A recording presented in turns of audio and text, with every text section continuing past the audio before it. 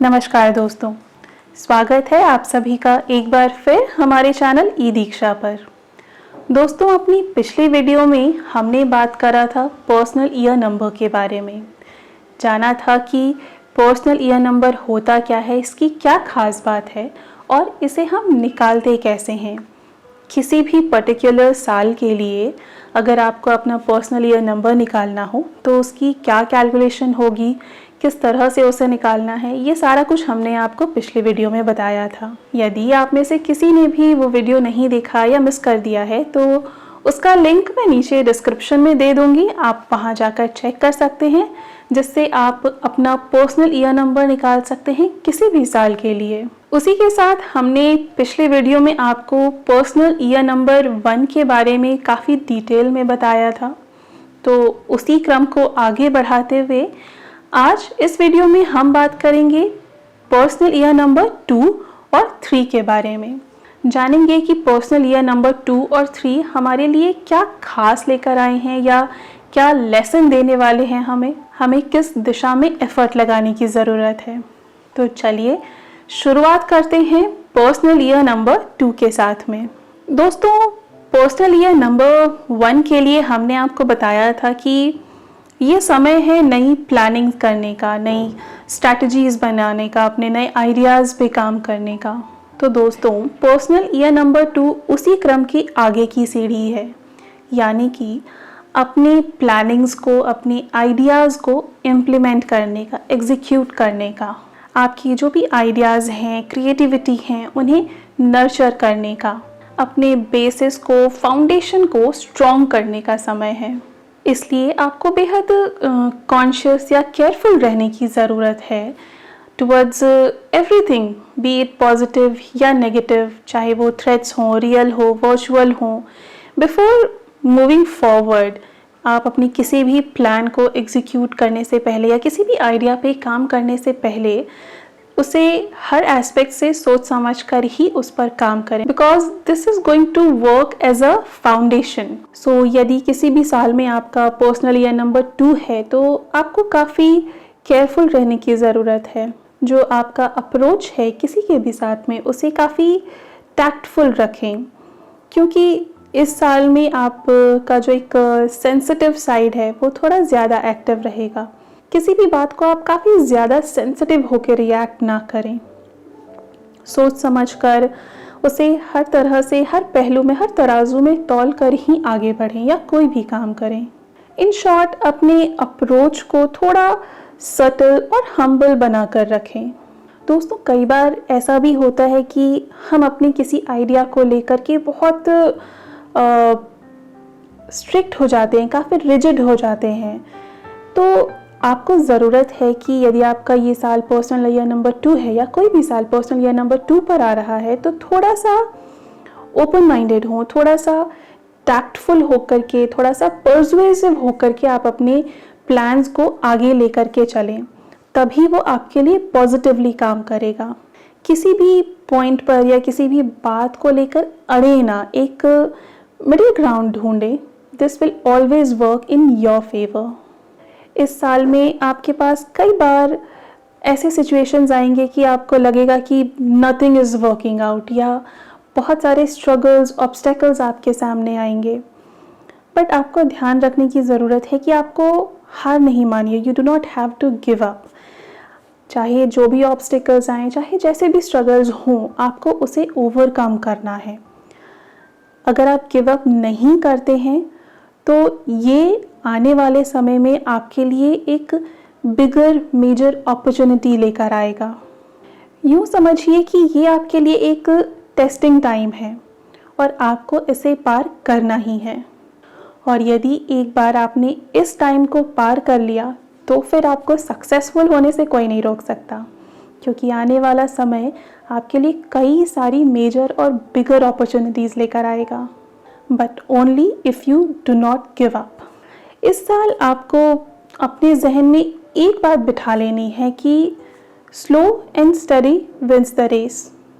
बस इसी आइडियोलॉजी को इस साल आप अपना मोटो बना लें, क्योंकि पर्सनल ईयर नंबर 2 ये सिर्फ आपके पेशेंस को टेस्ट करता है। ये देखता है कि आप में ज़ील कितना है, आप में विल पावर कितना है, अपने प्लान्स को, अपने आइडियाज़ को या अपने किसी भी काम पर टिके रहने की कितनी क्षमता है आप में।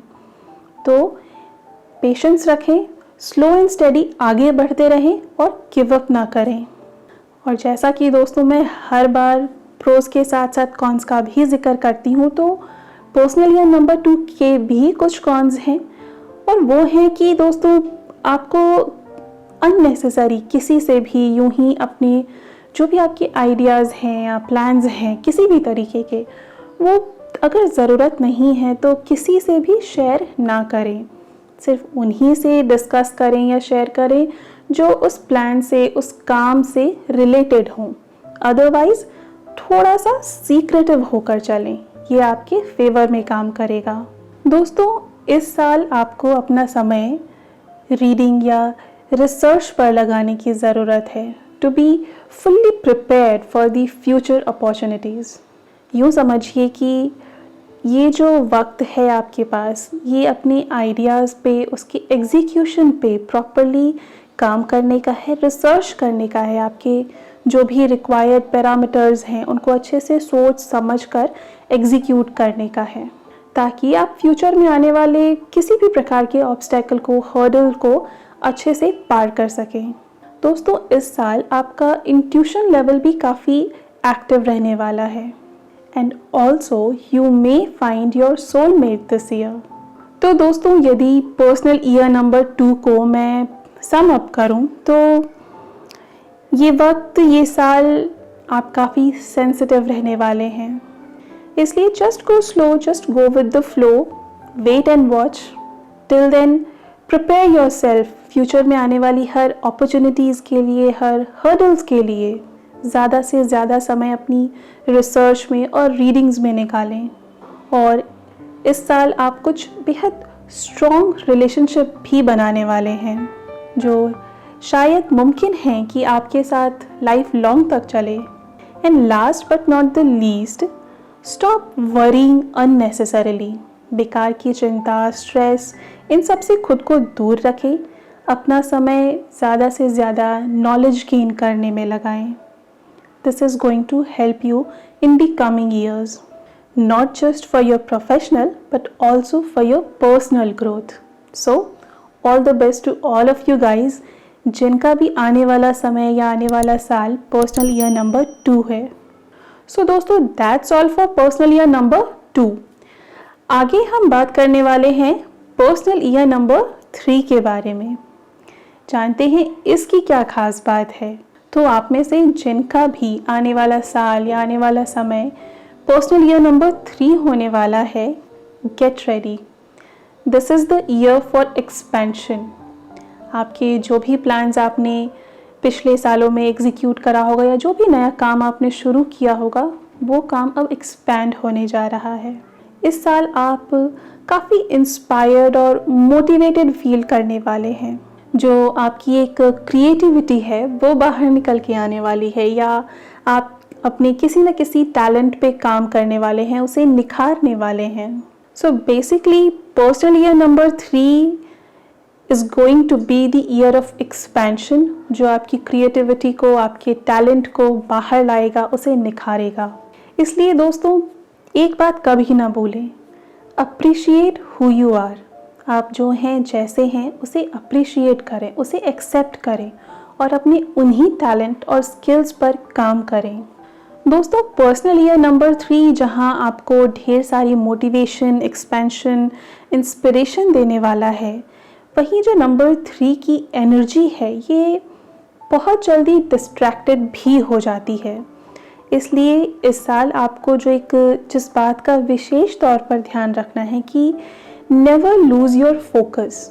आपका जो डिटर्मिनेशन है, जो फोकस है, वो बिल्कुल बना रहना चाहिए। अदरवाइज़ जो इस साल की एनर्जी है वो यूज़लेस चीज़ों में वेस्ट हो जाएगी और जो आपका काम है वो एज इट इज़ रह जाएगा, and this will cause you disappointment. तो ज़रूरी है कि आप खुद को फोकस्ड रखें, समय लेकर, सोच समझकर कोई भी कदम उठाएं।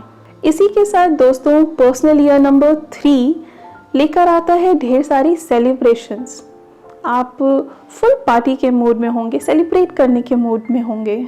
इसलिए ज़रूरी है कि आपके आसपास आप ही के लाइक माइंडेड पीपल हों और ख़ुद को नेगेटिविटी से या नेगेटिव लोगों से जितना दूर रख सकें उतना ही आपके लिए अच्छा रहेगा। ये समय आपके लिए फाइनेंशियली भी काफ़ी बेहतर रहेगा।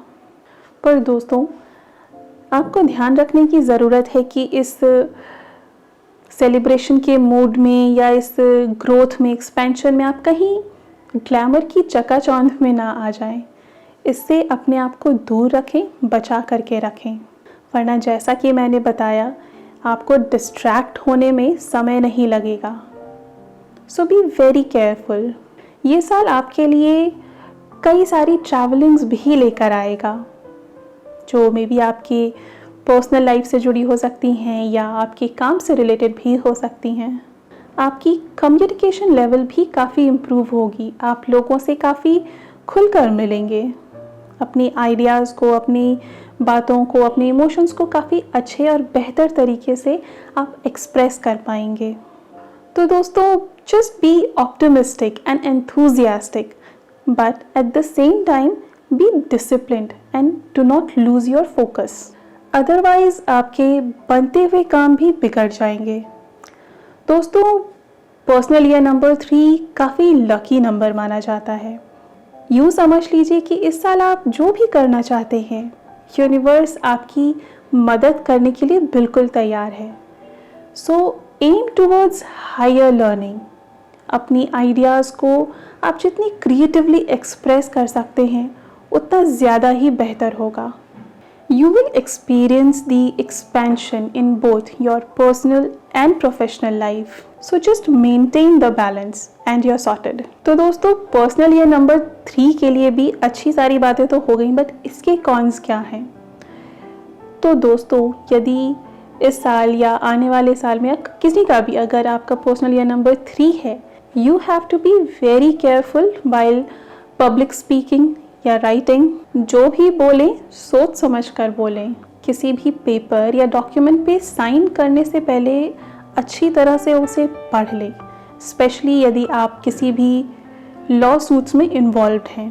तो दोस्तों, to sum up personal year number 3, this is the year of expansion. ये समय आपकी नॉलेज को, आपके विजडम को बढ़ाने वाला है। ये साल आपकी क्रिएटिविटी को, आपके टैलेंट को बाहर लेकर आने वाला है, उसे एक रिकग्निशन मिलने वाली है। You just have to be careful while dealing with any public speaking या किसी भी डॉक्यूमेंट पे साइन करना हो। बस आपको वहाँ थोड़ी सी सावधानी बरतने की ज़रूरत है और थोड़ा सा बैलेंस करके चलने की ज़रूरत है, और अपने लक्ष्य से, अपनी फोकस को, अपनी डिटर्मिनेशन को बिल्कुल भी ना हिलने दें। सो That's all for personal year number 3। दोस्तों, अपने अगले वीडियो में हम बात करेंगे पर्सनल ईयर नंबर 4 एंड 5 के बारे में।